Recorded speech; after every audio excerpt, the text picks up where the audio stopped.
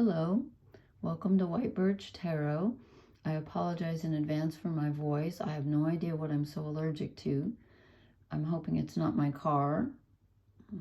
Ongoing dust issues with an old car. Anyway, this reading is for the new moon, which, depending on where I look, some places say it's tomorrow, which is actually tonight, which is confusing. Wednesday. I'm posting late Tuesday night, so it's actually Wednesday morning. Some say it's Wednesday the 16th of August, and then I saw one ephemeris that listed it on the 17th, so I'm a little confused. And I think it's at 23 degrees Leo, but I'm having such a strange day. I wouldn't quote me on that because I'm just having one of those days. And then when I pulled the cards and looked and I saw the Fairy of Naughtiness, I thought, oh, okay, she's always involved, I swear. Anyway, this has been a weird day, but right now, so we have a new moon in Leo, so this is a great time to set your intention for what you want the next month to bring you. And we have Venus retrograde in Leo. I would say it's conjunct the new moon. It's 5 degrees away. In my opinion, that's close enough. And Venus is squaring Jupiter in Taurus at 15 degrees. She's at 18 and Jupiter's at 15 degrees. And Venus rules Taurus. So it's kind of an interesting square because Venus and Jupiter usually get along great, especially when Jupiter's in Taurus, one of her signs that she rules. But the square is generally uncomfortable tension. It's kind of, feeling blocked. So I'm feeling like you may have an urge to really be dramatic or, just get out there and play and have romance and whatever it is that you feel like doing. And you're being a little bit limited right now by this square with Jupiter. But I also feel like this is telling us that we need to take really good care of ourselves because Taurus rules caring for the body. And I feel like this is almost not a warning, but it's just kind of good advice. Like, just don't overdo things. Don't go wild. So you may feel like it with the new moon in Leo and Venus in Leo, but just be a little cautious. So anyway, I'm not liking this new iPad so far. I had to move everything back. The screen is huge. I feel like it's as big as a TV. It's weird, but I had no choice. So anyway, they have that huge ones and tiny ones. So I had a quote here that I was going to read. It's by the author Willa Cather. And she said, there are only 2 or 3 human stories, and they go on repeating themselves as fiercely as if they had never happened before. Okay. I think that's true. And that reminds me of something that my favorite literature professor in college, she said something I've never forgotten. And she said there were only 2 stories. 1, a person goes on a journey. 2, a stranger comes to town. And I thought that's really interesting. So something to ponder there. So I started out with the fairy cards, and then they were just messing with me. So I pulled 3 fairy cards and then 3 mythic tarot cards. So the first card I pulled, I have to reach like a mile to get these cards now. I hope the quality's better though. Leave me a comment. I think the camera looks better, but again, it's just so huge. Anyway, the Fairy of Naughtiness, and this is probably how you actually feel when Venus is in Leo. You probably feel like you want to just get out there and let your hair down, and she's telling you to go ahead and do it, and I just told you not to because of the Jupiter square, but you're certainly going to feel like it. If you don't express yourself in some way, then she's going to get you.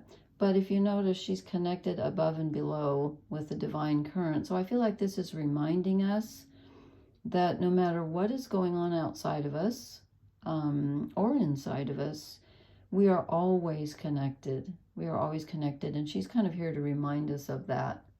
So she's playful.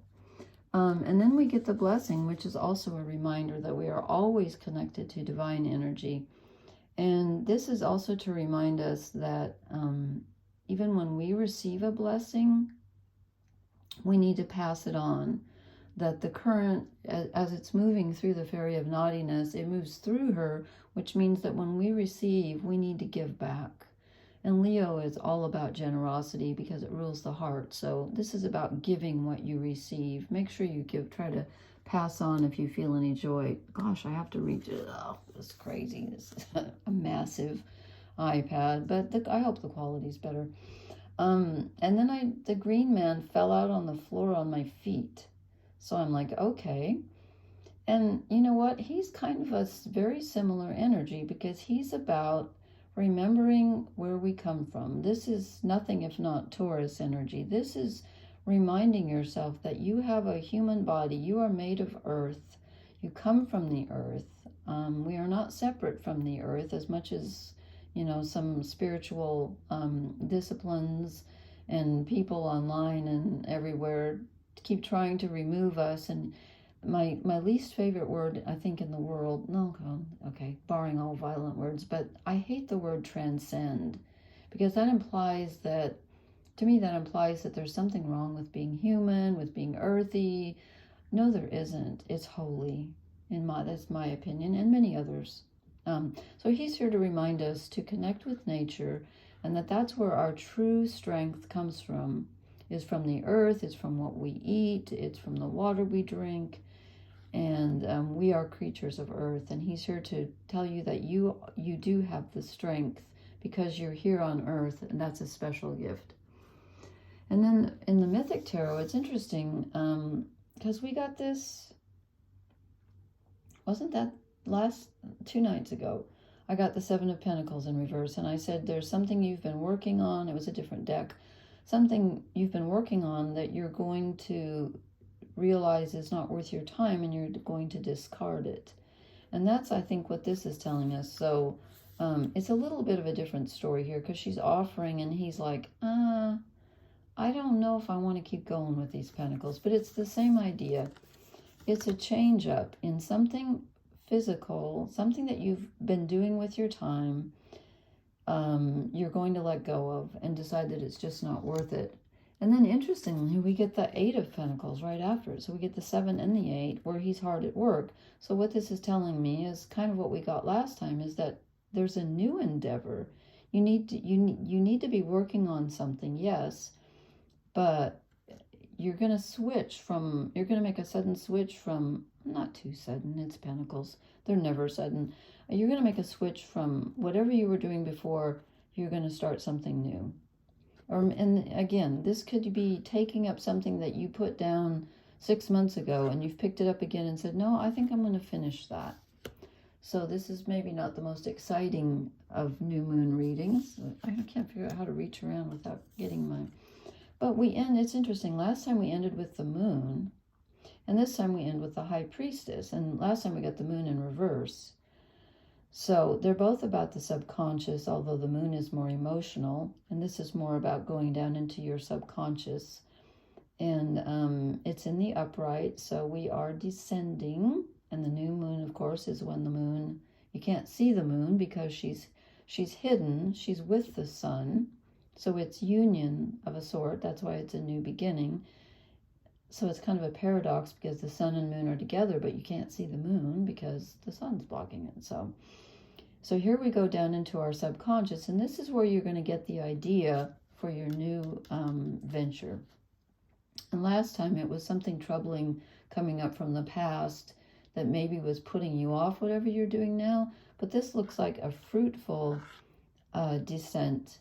And maybe whatever was troubling you before you've resolved, or this could be a different issue, I don't know. But looks like we're going to take a trip down under, as they say, and discover something in the subconscious that will maybe help you. I'm going to have to move everything around because the camera's so different. I had to move everything back about 2 feet.